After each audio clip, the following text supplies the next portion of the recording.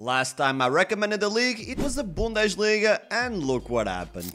You guys completely ignored the video, but now we're just 6 matches in and just 4 points separate the top 8 teams. We've seen standout players, huge underdog performances, and endless drama. So today, I've got one more recommendation, and trust me, this league is 10 times crazier than the current Bundesliga. I know many of you are European, focus on your own home leagues, the Prem, and maybe La Liga. But if you're a true football lover, I promise you'll fall in love with the Brazilian league. Deep down, I know you're tired of the predictability of football across the most important leagues. No matter how many years go by, the contenders stay the same, but this is by no means a reality in Brazil. In that tropical paradise, there are no Big 3 or Big 6. Instead, there's a Big 12, high-scoring matches, unpredictability, and non-stop action. Gentlemen, and the 1 or 2 ladies that watch my videos, this is why you need to watch the Brazilian league. So, as usual, let me give you some context. Brazil's dominance in football is nothing new, and I'm sure you know this. They've won their first World Cup in 1958 and have participated in every edition. So, just based on those facts, you probably assume their league has a rich and storied history, right? Well, not really. Since Brazil is basically the size of Western Europe, Brazilian clubs simply didn't have the means to compete outside of their states. Back then, their state championships were seen in the same light as a league title win, because it was simply unfathomable to compete in any other way. That was the reality from the beginning of the 20th century until 1971. But even when they introduced their national championship, Brazil was still miles away from other football powerhouses. Initially, their championship was basically a knockout competition, and after a while, it was used purely as a propaganda tool. Arena, the far-right party that ruled the country during a military dictatorship, regularly added teams to the championship from regions where the party didn't receive as much support. Initially, the top division had 20 clubs, like any regular league, then it expanded to 26, then they dissolved the second tier, and that's when things got completely out of hand. By 1979, Brazil's league had 92 teams, composed by several different group stages and a knockout phase. But due to a major financial crisis, the Brazilian league had to downsize. Still, during most of the 80s, Brazil had an interesting system where they divided the league into 3 tiers: the Gold Cup, the Silver Cup, and the Bronze Cup. And the fun part about it was that clubs from the lower divisions would have a chance to compete in the latter half of the season, so while there was a promotion system in place, it wasn't similar to what you see nowadays.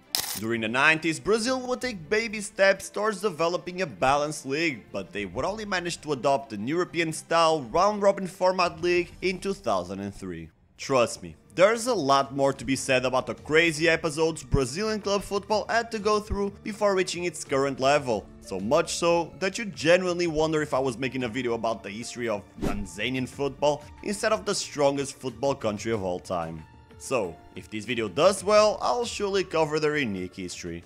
But not today. I just wanted to let you know that Brazilian football was always a crazy spectacle, both on and off the pitch. Nowadays, their league structure is pretty similar to the ones you see in Europe, but I can guarantee they'll always have way more on the line than any league you know. For example, let's look at their table. From 1st to 12th place, every team has something to fight for. 1st to 4th guarantees an automatic entry to the Libertadores, their biggest continental competition. 5th and 6th place will still give a chance to qualify for the Libertadores through playoffs, and every club from 7th to 12th place will qualify for the Sudamericana, which is kinda the equivalent of the Europa League. Couple that with the fact that 4 teams get relegated by the end of the season, and pretty much every club has something to fight for until the last match. I mean, currently Corinthians, who are deep in the relegation fight, still have a realistic chance of qualifying for a continental trophy, while the title race is still a 4-way battle between Botafogo, Palmeiras, the breakthrough team Fortaleza, and Flamengo. Last year, Grêmio and Atlético Mineiro finished in 2nd and 3rd respectively, but at the time I'm making this video, they're in 11th and 9th place. Which just goes to show how unpredictable this league really is. No lead or slump can be taken for granted.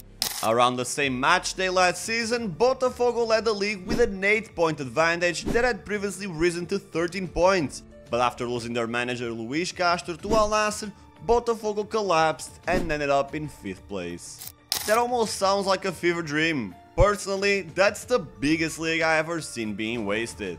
However, dramatic collapses and iconic rises are pretty much the norm in the Brasileirão. Less than a year ago, Fluminense conquered the Libertadores, playing trailblazing football with Fernando Diniz at the helm. So much so that there was quite some hype for the Club World Cup final against Man City. Well, fast forward a year and they're fighting to avoid the drop to the 2nd tier. On the other hand, Fernando Diniz was fired due to poor results back in June and has already moved on to Cruzeiro, where he hasn't won a single match. Another curious case was that of Atlético Paranaense. In 2010, the club finished in 5th place after half a decade of struggles. It looked like from that point onwards, things could only improve. But 1 year later, they fell to Serie B, only to immediately bounce back and achieve a 3rd place finish in 2013, their 2nd best run in their entire history. The chaotic rollercoaster ride of emotions you're guaranteed every year should already be more than enough to get you to give it a watch sometime. But there's far more quality than my superficial analysis might indicate. There are many youngsters who could be playing the biggest clubs in the world in the short term. Wonder kids like Estêvão, Vitor Reis or Laurent have the potential to reach crazy heights, while league leaders like Luis Henrique, Thiago Almada or Paulinho look more than ready to take a preeminent role in any decent club from the top 5 leagues. Then there's a nostalgia factor. In the Brasileirão, you'll find many iconic ballers from your childhood. Thiago Silva, Hulk, Marcelo, Payet, Diego Costa, Lucas Moura, Coutinho and Depay are all playing in the league, which probably makes the Brasileirão the biggest concentration of former stars, larger than the Saudi League or the MLS. So, since you've made it this far in the video, I know you're invested. In that case, I'll make it easier for you and tell you some specific teams to look out for. First and foremost, Botafogo. After bottling the league in spectacular fashion, Fogo has bounced back, showing much more stability than in the previous season. However, with such a small lead, will they be able to finally win a championship for the first time in almost 30 years? Then there's Palmeiras and Flamengo. If you're a glory hunter and root for clubs like Man City or Liverpool in the Prem, you'll probably pick one of these two teams. Fortaleza and Red Bull Bragantino are two smaller teams that have very interesting projects that I'm very curious to see if they'll flop or top Brazilian football in the near future. On the opposite side of the spectrum, you have some pretty big teams deep in the trenches of a very difficult relegation scrap. Corinthians, Fluminense and recent Sudamericano winners Atlético Paranaense are at serious risk of dropping to the 2nd tier. Something that will surely cause a huge outburst among their supporters. And when I say huge, I mean gigantic, civil war-like riots, because if there's one thing that's very hard to top in Brazilians, it's their passion off the pitch.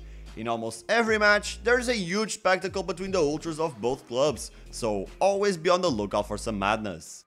So, do I have everybody's attention now? Are you ready to finally be amazed by football once again? Then what are you waiting for? Go watch some highlights, but not without first dropping a like and commenting on what league I should make a video about next time around. As always, thanks for watching, I appreciate your support, and I will see you in the next one.